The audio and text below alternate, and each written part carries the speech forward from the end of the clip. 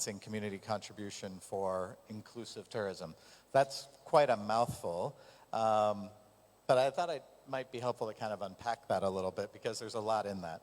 So building capacity, for me also means, I think for a lot of us means skills and infrastructure, but it means people and institutions in particular.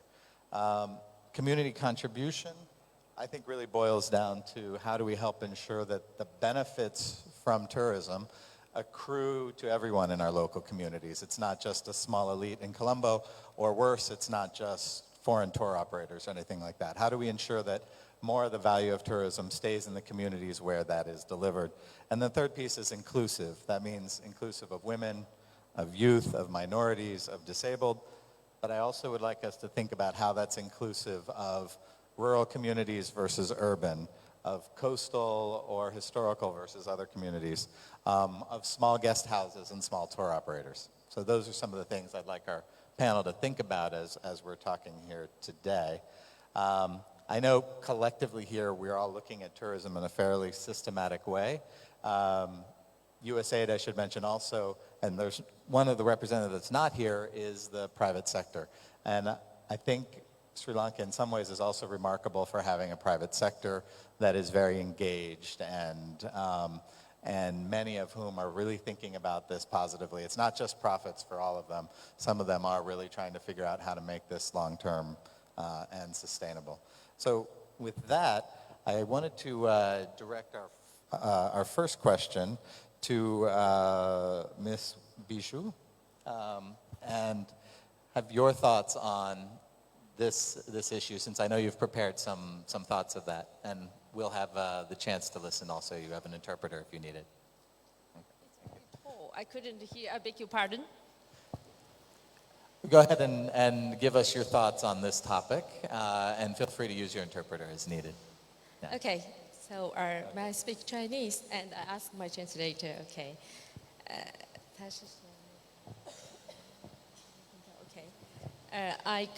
我来自中国的这个丝绸之路城市联盟，我们这个联盟呢，主要是为了响应丝绸之路沿线的城市之间的交流而做的这个丝绸之路城市联盟建设，这个为了响应这个丝绸之路“一带一路”的共享、共建、共商的一个模式，我们在这方面也做了非常多的工作。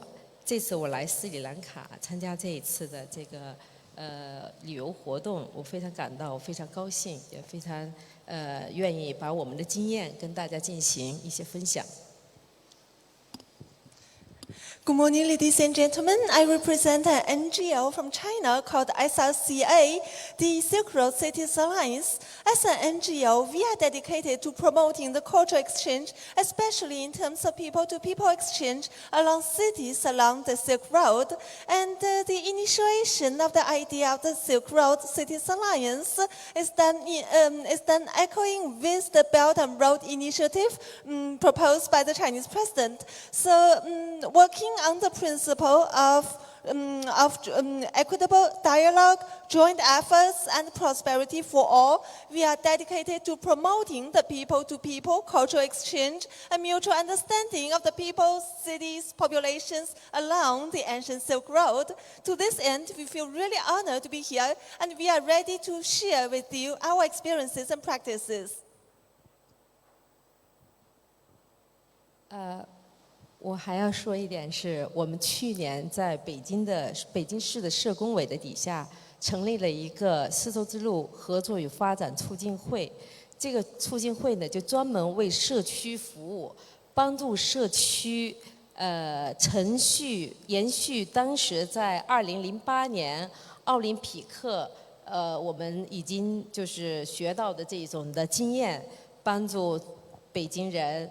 然后向外国人开放他们的文化，然后帮助他们锻炼外语，能够用外语来接待这个旅游客。因为当时北京的旅游的这个酒店的能力已经不能包容游访客，所以呢，他们就建议搞这个家庭酒店这个形式呢，得到了非常大的这个成功。后来我们呢就在为了响应“一带一路”丝绸之路城市联盟呢，我们就建设了这么一个机构。帮助社区进行跟外国人对外的交流，跟特别是丝绸之路沿线的一些的社区进行这种交流。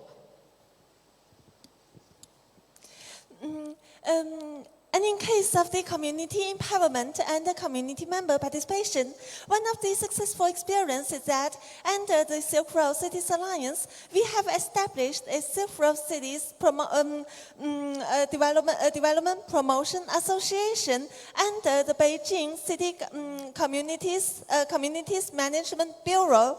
And one of the chief things we have been operating is that we provide trainings in terms of catering services, the very basics of hospitality, cross-cultural communication skills, and also foreign language skills, so that we equipped the community members to dialogue with the foreign tourists and to open up their homes as homestays for foreign tourists, which creates a very creative and immersive and attractive tourist experience for the foreigners. Actually, this effort is a continuation of what we have done in 2008 Beijing Olympic Games. At the time, there were a huge growing number in the foreign tourists in Beijing, and the catering capacities and hotel capacities was not sufficient. Therefore, the Beijing municipal government encouraged the local people to open up their homes and to to volunteer as the tourist guides and hosts for the foreigners. And this was very successful. And under this framework, we have been building on this successful experience to organize more training programs to empower our communities so that they may play a more confident and constructive role in terms of promoting tourism. Thank you, Dr. Bishu, for those prepared, thoughtful comments. As I understand it, the World Cities Alliance is heavily focused on urban poor, and that's an area where I think we need to start including more of our urban poor into the tourism industry as much as possible. Simran, Ms. Singh, the Sri Lankan tourism industry estimates that it needs upwards of 100,000 more employees just within the next couple of years. And some of them are starting to call for permission to bring in foreign workers. I think Dinesh Weerkody even had an editorial on that just yesterday. At the same time, the ILO is reporting that we have very high rates of particularly youth unemployment and a lot of young people who are looking for jobs. Since much of the jobs that the tourism industry needs are really in kind of semi-skilled and entry-level workforce areas, how do you see us being able to bring in more of the young people into these industries, or our Sri Lankan workers in general, and making sure that they're a large contributing part of this? And I think, in a sense, also how that makes it a more inclusive industry in general, rather than just the elites who typically might populate it or bringing in a lot of foreign workers. I'd love to hear your thoughts on that. Thank you. And I think the answer lies in your question itself. I think the issue here, indeed, youth unemployment here in Sri Lanka is almost at 20%, which is higher than the global average at 13%. So there's a bit of a dilemma. Why would you want to be bringing in foreign workers when you have so many youth, and especially women? That's another thing. Young women, but even older women, are very inadequately represented in the labor market. Women's employment is at 35% or so. So you have all these different dimensions, people seeking jobs locally, and then it defies logic in some respects as to why would you want to bring people from outside when you have people looking, job seekers, and waiting for jobs locally. I'd like to say that the issue is not really one of a skills mismatch, but the fact that the prism through which job creation or the needs for jobs or even training has been approached might need a very thorough look. the traditional model of training people through a traditional center for a job that will then be in a 5-star hotel or 4-star hotel, or the hotel-based hospitality only is extremely limiting, and there aren't enough people being trained, and especially young women, because there are very strong cultural perceptions here, not seen as something that women should be doing. So my challenge in a way back when we think of the kind of inclusive tourism in Sri Lanka is to see how can we actually include the broader community, especially younger women in tourism. What could be acceptable, and does it have to always be through the traditional institutional way of skilling the people in Sri Lanka to be able to cater to this, the needs facing the industry? Now, I would look at this from, and this is from ILO's experience, we've actually been working on tourism here in Sri Lanka since 1977. So it's been a while, so quite a bit of experience, but more recently, actually, we had some tourism programs at the community level in Batticaloa and Ampara, and also looked at it from the skills perspective. So what we found was actually a value chain approach, so community level training, and looking at it from the whole tourism ecosystem, not just the hotels that need the staff to service them, but who is supplying the food to those hotels or restaurants, who is running those restaurants, who is transporting people, who is doing all the other cultural tourism that's very attractive to the tourists coming through. Looking at it from that perspective, what we actually found was that women were more employed, not necessarily in the hotels where there was the shortages, but because they were working in the farming and fruit growing areas, and they were able to supply to many of these places. And some of the results that we actually found from involving them in other things in that tourism ecosystem from a community perspective was that you actually found greater empowerment and a reduction even in things like gender-based violence faced by women and young women. So this is really quite profound in terms of our real grassroots level experience going forward. And I would really urge us to look at it from how we can create those jobs in and around. I think the issue of harmony is also extremely essential, and that's my final point at this point. I think bringing in foreign workers when there's unemployment locally is perhaps a recipe that could lead to a lot of societal disharmony. And we have to look at it from a perspective of how can jobs be created locally, how can incentives be given so that it is attractive, and that means making the work decent, making it seen as something that is rewarding and fruitful, as seeing value in the work, meaning good wages, but also the ability to generate your own wages and do well, especially as women, I think is a key aspect going forward. So I'll end there for now. Thank you very much. And you also brought up something I think is very important for everyone to think about. It's that for every job in a traditional tourism industry, which we think of as hotels, tour operators, transport, there's usually several other jobs in the local community producing food, supplying other products and services to that industry and to those visitors. So that's a really important and valid point to think about. It's not just the hotels and the tour operators and the traditional businesses we're talking about when we talk about the tourism industry. It has broad impacts across a lot of areas. And by the way, just a note to our panelists, if you want to jump in, we can have a more, back and forth conversation. It doesn't all have to be one way from my side. Deepthi from the WOSC project. So, is she here? No, she didn't come.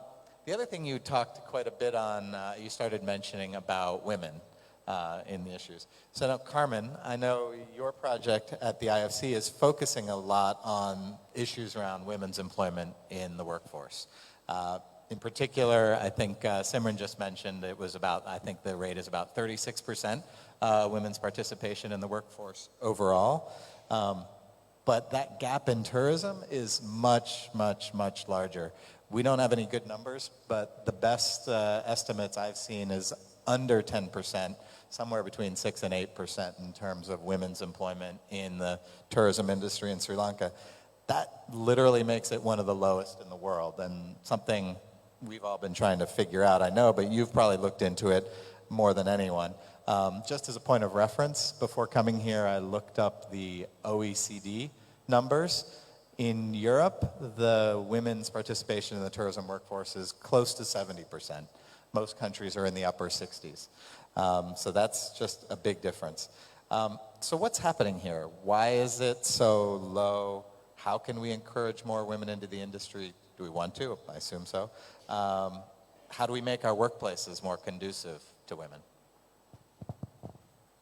Thank you for the question, and it's exactly why I'm here. My name is Carmen, and I lead IFC's largest country-based Women in Work program. And as a representative of IFC, we are an investor, so we always believe very much in the business case for any interventions that we have. And what you're describing, Charles, is of course a talent management issue, right? And at the end of the day, it's also a business case when it comes to women travelers or being the travel destination for people to come to, because how awkward would it be if you have visitors come to Sri Lanka and there's no women to be seen in the entire tourism industry. And women actually are also a big conveyor of culture, right? Food, clothes, dance, culture, music, etc. So you want women to actually be part of the offering, so to speak. What I find fabulously interesting in Sri Lanka is that the women's talent management piece is not just something for the tourism industry, it's across all sectors. And we work with private sector companies to figure out gender smart solutions. So how can private sector companies think about investing in women as employee in order to have better recruitment numbers, but not only recruitment, but in Sri Lanka it's particularly also an issue of retention, right? So we learned from a World Bank study, actually my colleague Tatiana here knows this better than I do, that a woman with children less than 5 years old has 7.4% less of a chance to join the labor force, which is a big issue. And similarly, we know from research in the tourism industry in Sri Lanka that 90% of women trainees believe that once they have a child that they would have to leave the tourist labor force, which is also, again, a huge loss for the private sector, having trained and invested in the women as employee.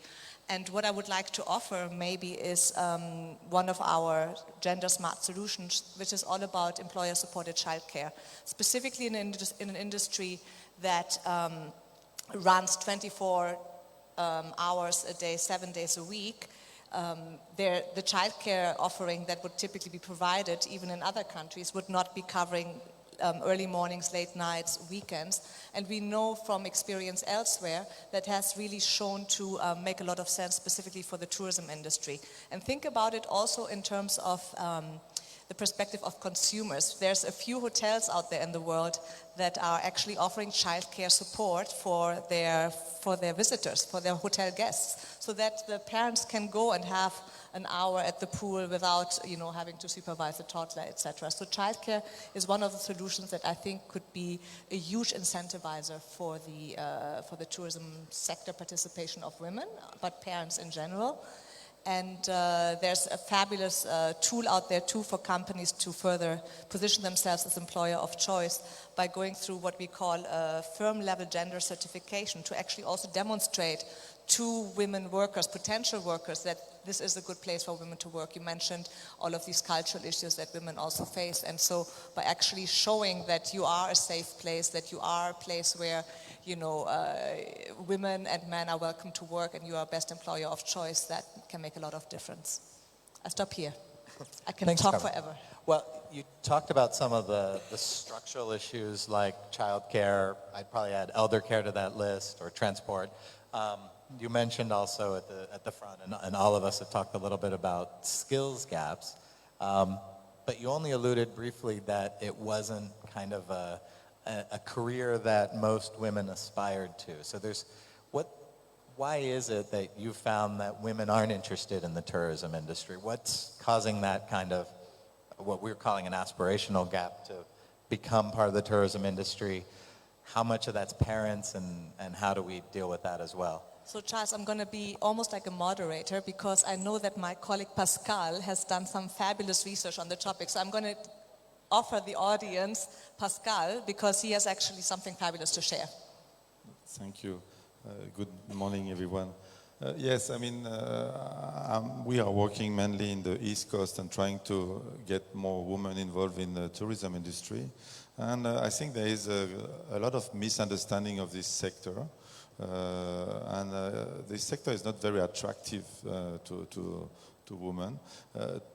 Two of the reasons, and the main reason I think, is that mainly the parents of this young woman don't know the tourism sector, and they don't know what kind of careers you could have in the tourism sector. And of course, you know in this country how much parents are influential in the career of their kids and children, and there is a misunderstanding of tourism sector. As you said, in some countries 70% of the employee and managers and owners are women, and here it's a few percentage, mainly because people are scared, are afraid of this new sector, emerging sector in Sri Lanka. And just to illustrate this is on the side of the road you have a food stall everywhere in Sri Lanka, and you call them hotel.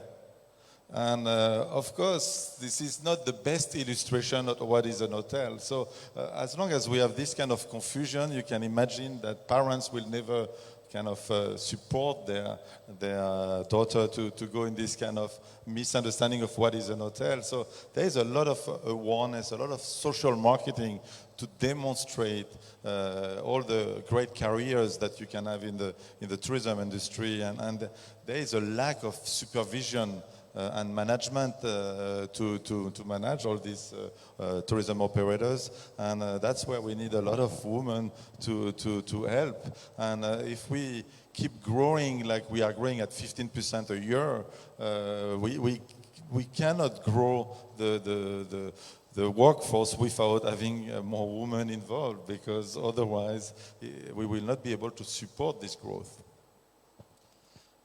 That last point's a very good one, and something I know talking with the private sector here, they really believe strongly. If we need 100,000 people in the workforce, we're not going to get there without having more women involved. But I would ask you, so I understand what you're trying to do. Have you had some success when you approach women and parents in particularly Eastern Province? Are they more eager to what's sign up? working is first we have to change the mind. So right now we are doing some role play even in the street to explain what is the real job in the hotel, what is the opportunities. Also we realized that in every career guidance office there was no information about tourism jobs. So in fact when people come and said, what could I do? There was no answer about, oh, you could be supervising the housekeeping in this, you could be supervising a restaurant, or there was no guidance to even encourage. So by starting to have the officers to be able to first give advice on the possible job, by trying to have people talking about what's a real job in the tourism industry, we started to have more interest. Okay.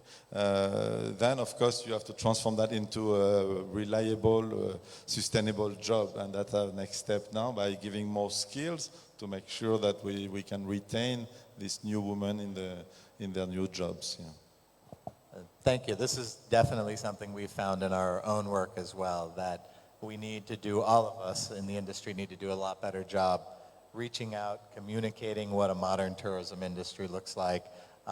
And there's lots of ways to do that. There's media, social media. We're trying to do it through more career development and career counseling, and just starting to get some of those messages out there. Thank you. Well, Pascal, since I also have you talking, your project is probably a bit unique in that you're operating in a lot of communities where there aren't any large hotels or very few large hotels. I view that as kind of an important piece of inclusiveness, and to make sure that we're working with smaller communities, more rural communities, smaller guest houses, small hotels, etc. That helps spread the benefits of tourism more equitably around the island. how is the Skills for Inclusive Growth project addressing these issues of dealing with smaller communities and smaller hotels and developing those? Obviously, there's a lot more of them. They're a lot more spread out. So that's a lot harder. And then you're building the capacity not just of individuals, but actually of enterprises, small enterprises. Yes, of course we need to have a community involved in tourism. That's the only way forward. Amazingly, the tourists now are more and more looking for experience tourism, so they want to be closer to the host. They want to know more about the culture, so obviously only the community, village and homestays could give this very close, deep way of life of Sri Lanka that tourists wants to learn and wants to even experience for a couple of days. So right now what's happening, frankly, is that there is a mushrooming of homestays, but without strategy. It's mainly going wild. Why? Because there is this demand at the same time, and especially women realize that they could access tourism sector, a little bit of tourism sector by doing homestay, at the same time staying at home. So that's an opportunity for them, and there is a need from the tourists. So there is a match here. But it's going a little bit wild without quality control, but also without some misunderstanding of what are the expectations of the tourist. So that's where capacity building has a strong, strong potential to help these thousands of homestays to do a better job and to separate also homestay from backpackers. Because there is also this misunderstanding that the backpackers go to a homestay and homestay are only for backpackers. You can have VIP homestays, you can have high-level homestays. What we're looking at is experience. And I think there is a huge potential for Sri Lanka to capitalize on this homestay strategy, but at the same time at a higher level. And that's where a woman will get job, young will get job because it's close to their place, because that's their place. At the same time, community could be involved because you can have a strategy. I think one of the examples is Ella, where when the homestays start to work together as a community, suddenly they boost their business quite drastically, and everybody now wants to have some more Ella strategy everywhere in the country. And the ministry has even developed a village homestay concept to go this way and to encourage the community to come together and develop this village homestay concept. And that's a very positive way forward. It's interesting that you mentioned Ella, because I find that to be an interesting example itself. So Ella, when you think about it, is a community, yes, it faces some problems now with over-tourism and a little bit of helter-skelter building. But when you think about it, it's a community that is entirely Sri Lankan developed and Sri Lankan run. There is literally one foreign-owned guest house in all of Ella. There's no large hotel chain, and every one of them is, well, Ceylon Hotel Corporation, but that's the old rest house. Every one of them is a Sri Lankan owned, operated company, except for that one, which I find to be really fascinating. This, I think, is the kind of development that the people at this panel are hoping to see, perhaps done in a more reasoned and thoughtful manner, but where the benefits of that tourism stay in the local community. And as Simran was saying, you know, when you have a local guest house, locally run, serving local food to the community that's produced in that community, and providing transport from local citizens, 95% of that tourism value is staying in that community and is really helping. So thank you for raising that topic. Tatiana, the World Bank has worked a lot on capacity building, I know, with the Ministry of Skills Development over the past several years. But you're also now in the planning process of a new project that, as I understand it, is entirely focused on tourism. Can you tell us why you think tourism is the right industry now for the World Bank to be focusing on, and illuminate for us a bit what you intend or what you hope to address through this project, and how you hope to address some of these issues of inclusiveness, capacity building, working with the local community? Thank you, Charles. Indeed, we everybody hear me? Let me try again. Okay. Indeed, we have a project on, and thank you for the question. Thanks also to all the nice opinions and interesting views I've just heard so far. They gel very much with our own thinking.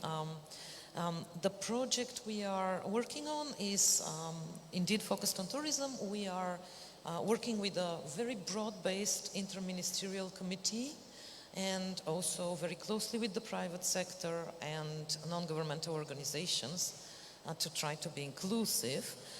As you know, tourism is a very multifaceted problem, including connectivity, as we heard in the previous session, which is a very, very difficult issue here in Sri Lanka, as well as some of the skills and the community involvement. So I will limit the discussion today to community involvement per se, and I will not include our work in other projects on connectivity and on skills, because that is too broad. And I wanted to start off by picking actually a point that Pascal mentioned, which is the culture. I think one of the key issues we find in Sri Lanka is that without a good communication campaign, without getting the media very, very well involved, and without really having a cultural change towards what tourism really is, what it is supposed to be, what foreigners are expecting when they come to a tourist destination, and then what is the extra that Sri Lanka can give. And Sri Lanka has a lot of extra. Sri Lanka is one of the richest islands in the world in terms of cultural tourism, natural endowment, and historical attractiveness, but they need to start covering the basic standard that a typical tourist expects in a typical country, because there are other destinations around. And once that basic standard is covered, once Sri Lanka knows what it is, has seen it, and has covered it, then the cachet, the gem, if we are talking Sigiriya, the gem, the jewel of Sri Lanka will shine through. But it's a step-by-step process. The jewel of Sri Lanka cannot shine through if the basics of the other competing nations are not covered. And this is something that the communications campaign can well understand. There's a lot of foreign companies here that are aware of what the world standard is and what different streaks of tourists expect. The backpacker tourists expect one standard. They want cheap and convenient. The higher end tourists expect another standard. And in Sri Lanka, we don't have enough understanding of what these standards are. So this is the first thing. And in that communication, and that brings me to the second point, we really need to involve the youth and the women. And we heard from IFC on that. Involve them young, involve them early. Tourism is a glamorous sector to work in, not a shameful sector to work in. It should also be a safe sector to work in for women, for youth, but it should be an exciting sector to work in. And right now there is a little bit of a cultural prejudice. Oh, you're working in tourism. I was hoping you would work in the government, my mother says. Why? Tourism is a glamorous sector to work in. In most other countries, it is an honor to work in tourism, much more so than in government. So this psychological impact, which also of course is underpinned by economic factors, can be changed. And it can be changed through interactions with successful female role models that have made it big in tourism and in other sectors. The third point I want to make, it talks to the skills building. And Charles mentioned some statistics, which is that he mentioned about 100,000, 145,000 to be exact, is estimated to be needed over the next 4 years. This is excess demand. These are jobs that are needed and cannot be filled by the tourism industry alone. The official estimate of the government from the Department of Statistics is a little over 10,000 a year. Whether you think about it as 10,000 a year or as around 30,000, 40,000 a year is anybody's guess. These are surveys, but the point is it's a lot. And when this excess demand is there and companies in tourism can't fill it with the available youth and women that are coming out into the labor force, And female participation in the labor force in Sri Lanka is one of the lowest in the world, 37%. If all these extra women could have access to quality and safe childcare, could have all the other enabling environment regulations that are available in other countries, they would come out and look for jobs. The youth, it's the same thing. It's about skills. And this brings me to the skilling bit of it. I would suggest training specifics, relevant and practical, not a generic training starting from kind of a whole degree. Because what is really needed, and if you dig into the Department of Census and Statistics data on tourism, they need chefs, they need waiters, they need housekeeping and cleaning personnel, and also trained guides. We have three-wheelers here in Colombo that don't know how to deal with foreign tourists. These are the trainings, they are very practical skills. But that's not the training we get. And I think in this sense, mentioning SLIDM, the Institute of Hospitality Management, they do a very good job and they need to do more of that. There is excess demand for what they offer and they can't satisfy. Let me move to, I guess, the penultimate point, which is on community engagement. And communities have to be engaged in a sustainable manner. So what we see is environmental kind of slip-ups, if you will.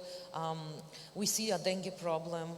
We see solid waste management that is could be improved, as well as water and sewerage problems that I guess are more on the government side. But again, the polluted seas that our children swim in are not exactly our idea of sustainable tourism. And this is where the communities can get involved over and above jobs, over and above being tourists themselves, over and above showing us their cultural side, their depth in terms of history. They could also get involved into the sustainable part of the tourism. And when we involve communities, we would find that they actually know what to do, how to do it. They have their own ideas. One has to engage at the grassroots. The last point I want to make is on digital. Involving communities, improving skills, bringing in women, bringing in a culture change really can be helped by technology. Tourism is a service. Tourism is a service that other countries also offer. The previous panel, I think all of the speakers, but especially the Dutch ambassador, made a very clear point about using digital, using the internet. And technology really can help bring the communities into tourism by popularizing what they do. Here we have several examples I can show you from Nepal, where they have a company called the Three Sisters Adventure and Trekking Company. It's run by women and has only women clients. They have incredible demand. They are overbooked year-round in Nepal. We have another example that I just want to give to brainstorm and show ideas. Something called the Women of Tanzania Tour. And these ladies basically try to make their country popular with tourists by having tourists see Tanzania through the eyes of a woman. How does it feel to cook in Tanzania? How does it feel to be employed in Tanzania? How does it feel to run a business in Tanzania? How does it feel to have children in Tanzania? These are some ideas that are fresh. We have here, and we were mentioning some Sri Lankan examples as well, both in community involvement and in women involvement. Some of the handicrafts is where women are very strongly involved here in Sri Lanka, and that links into the tourism sector. But having technology can get these fresh ideas into the market. They can get it to the tourists and can also get the tourists excited about coming here. So the last bit I want to say is to strengthen a little bit the argument for women with some data, because we happen to have the data and I think it is really shocking. So I want to kind of shock you a bit with some numbers, if you allow. And I'm going to quote. The ILO says that globally, 60 to 70% of women jobs in tourism are held by women, 60 to 70%. In Sri Lanka, Charles quoted a figure of 6 to 8%. The official figure in DCS is 10%. Now think about 10% and think about 60 to 70%. And this is where we also want to say that managers and administrators that are women will hire more women. So in Bulgaria, my own country, 71% of the managers and administrators in tourism are women. This is in tourism. Overall in the country, only 29%. To give away the tokens of appreciation.